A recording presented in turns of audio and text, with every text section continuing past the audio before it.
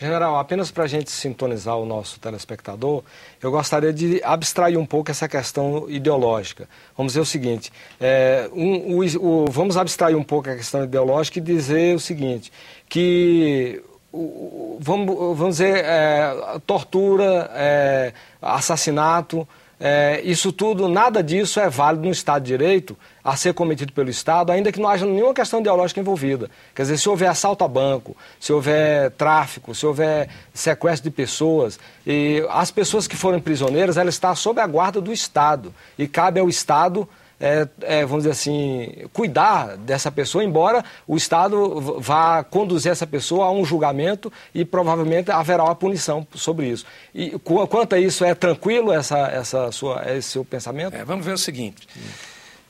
Os advogados dos guerrilheiros, terroristas, sequestradores, etc., eles diziam para eles o seguinte: vocês, quando forem ser ouvidos no STM, digam que foram torturados, porque vocês serão ou o processo é arquivado, ou aquilo que, além do que já foi provado, eles vão ser punidos. Mas aquilo que for além vai ser abrandada a pena ou o próprio processo vai ser arquivado. Então, essa era uma orientação dos advogados. O livro Brasil Nunca Mais, da Arquidiocese de São Paulo, que saiu em 1995, tá certo? Ele teve pesquisando no STM e teve pesquisando nos arquivos da chamada ditadura. Pois bem, ele levanta e registra 1.918 casos de tortura e 7.367 casos de presos políticos. Aí vem, em 1995, por que eu estou dizendo antes? Em 1995 vem a lei de indenizações.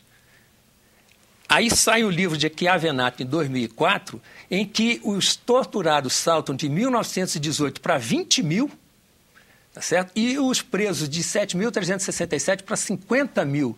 Ora, é claro que tem alguma coisa estranha nisso. Eu não estou justificando tortura, mas o exagero existe. Outra coisa, eu não aceito satanizar o torturador e endeusar o terrorista e o sequestrador.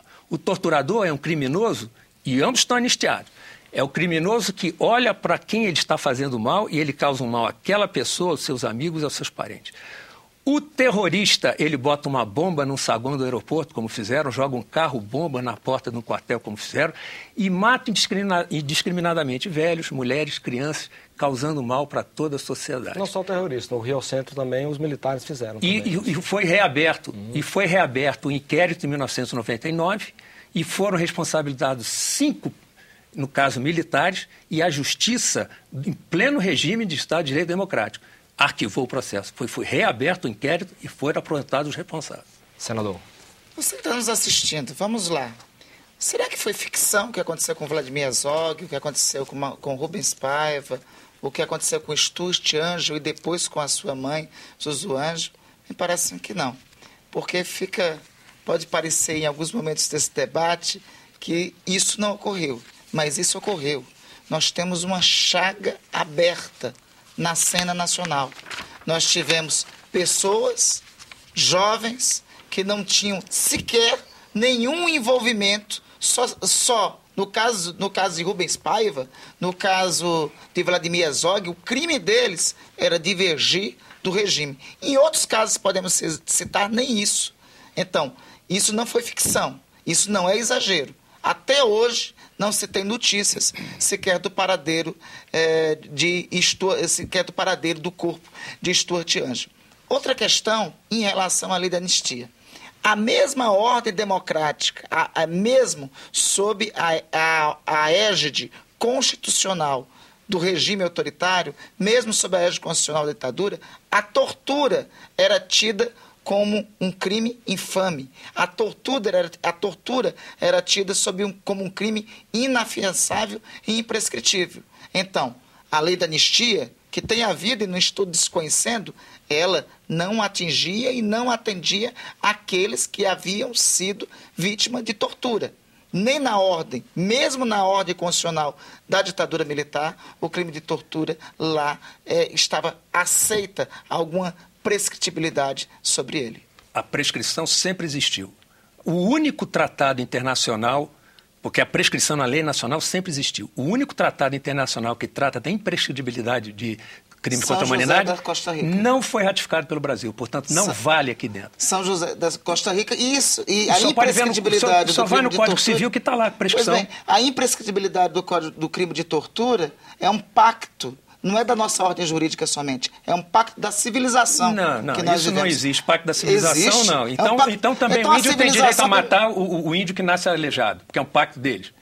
Exatamente por ser um pacto civilizatório que não é aceito para ninguém. Então só aceita que o índio mate o outro que nasce não, exatamente por ser um pacto civilizatório, e eu estou incluindo nessa chamada civilização. Quer dizer talvez que os índios não são civilizados, ou os índios são de outra civilização. Eu incluo os índios. Não, o senhor civilizatório, o senhor não está índios. incluindo os índios. O senhor está querendo tirar os índios da sua própria civilização. Não. Então, é o inverso que o senhor está fazendo. Vamos fazer assim, eu proponho 30 segundos para cada um e encerramos o programa. Perfeito. Tá certo. General. Então, o que existe é o seguinte, tá certo? O Brasil é denunciado constantemente na ONU por violação de direitos humanos hoje. Se nós formos agora nas delegacias, nos presídios, tem gente lá sendo torturada, violentada e violada. Só que a esquerda radical revanchista, que está ocupando, certo, vastas áreas do governo, ela não se solidariza com esse pessoal. Ela não faz nada para isso aí, porque nós estamos há mais de 25 anos ou 30 anos no Estado de Direito Democrático e nada foi feito. Ninguém fala da chacina, por exemplo, as chacinas que aconteceram já em pleno Estado de Direito Democrático. Violência do Estado, legítima ou não, em uma noite, no presídio do Carandiru, morreram 111. E não vem dizer que foi uma polícia que aprendeu isso na ditadura, porque não foi. Não tem nenhum caso de chacina policial na ditadura. Então, essas famílias que estão tendo seus entes queridos, no caso, que são entes queridos, sim, que estão presos, esse pessoal que está sendo violado, violentado, etc., não está sendo indenizado. Ao contrário daqueles que foram presos, mas que professavam ideias marxistas, leninistas, queriam transformar o Brasil numa ditadura igual a de Cuba, tá certo? Igual a da soviética, igual a chinesa. Esses, além de anistiados, tá certo? Que eu acho justo, eles ainda foram indenizados e ainda são endeusados como defensores da resistência democrática. Senador, seus 30 O general segundos. está pouco acostumado ao Estado Democrático de Direito. Ele nem conta perfeitamente há quanto tempo estamos sob a égide da democracia. Não são 30 anos, são somente 22 anos. É um curto espaço de tempo e uma democracia que ainda está engateando e ainda que precisa melhorar.